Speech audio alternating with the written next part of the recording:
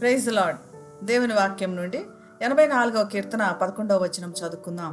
దేవుడైన యెహోవా సూర్యుడును కేడెంనై ఉన్నాడు.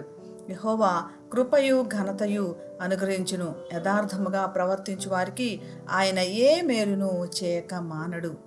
ఆయన సన్నిధానంలో కనపడే వారికి, ఆయన సన్నిధానాన్ని ప్రేమించే వారికి ఆయన ఏ మేలు చేయక మానడంట. మేలు చేయటం అన్నది దేవుని సన్నిధిలో మనం గ్రహించడానికి తప్పకుండా ప్రయత్నం చేయాలి.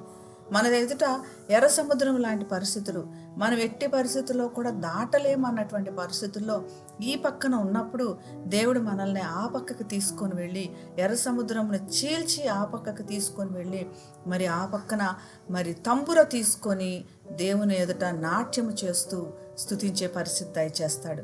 అటువంటి మేలులు దేవుని సన్నిధానంలో ఉన్నాయి. ఇటువంటి మేలులు ఏవి చేయకుండా ఆగలేడంట దేవుడు మనల్ని అంతగా ప్రేమిస్తున్నాడు. ఆయన సూర్యుడు శక్తినిచ్చే సూర్యుడిలాగా, మనకు రక్షణనిచ్చే కేడెంలాగా ఉండి మనల్ని కాపాడుతున్నాడు. మనం ఏ యోగ్యత లేకుండా ఎక్కడో తండ్రి గృహమును వదిలిపెట్టి ఎక్కడో తిరుగుతున్న వారిని పిలిచి ఆయన గృహంలోనికి మనల్ని ఆహ్వానించి ఉంగరం పెట్టి మన ఘనతగా అనుగ్రహించి తన కుమారునిలాగా అంగీకరించాడు. ఈ కృప ఘనత ఎట్టి పరిస్థితుల్లో మనం ఎంత ఖర్చు పెట్టుకున్నా, మనం ఎంతమంది ప్రవర్తన దేవుని ఎదుట ఉన్నా కూడా ఇవి ఎట్టి పరిస్థితుల్లో మనం సంపాదించుకోలేనటువంటివి. కేవలం దేవుని యొక్క కృప వలన మాత్రమే ఆయన ఘనత మనకి ఇవ్వగలడు. ఆయన కుమారుడిలాగా అనుగ్రహించగలడు. ఆయన కుమారుడిలాగా ఆయన సన్నిధానంలో మనం ఉండగలం.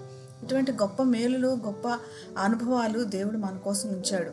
మనం గ్రహించాలని ఆయన వేచి ఉన్నాడు. గొప్ప మేలులు ఇవ్వాలి అని ఆయన మన ఎదుట వేచి ఉన్నాడు. కనుక మనం స్వీకరించి ఈ ఘనత మనం పొందుకోవడానికి దేవుడు మనందరికీ కృపను దయచేయనుగాక. ప్రార్థన చేసుకుందాం. పరిశుద్ధమైన యేసయ్య, నీ మేలులు ప్రభా పొందగలిగిన కృపను మాకు దయచేయండి ఆయన. నీ యొక్క శక్తి, నీ యొక్క కేడము, నీ యొక్క కాపుదల మాతో ఎప్పుడు ఉంచండి ఆయన. నీ కుమారుల్లాగా నీ సన్నిధానంలో ఎప్పుడూ కనపడే ఘనత మాకు దయచేయమని యేసు నామమున ప్రార్థిస్తున్నాం తండ్రి. ఆమేన్. Have a blessed day. God bless you.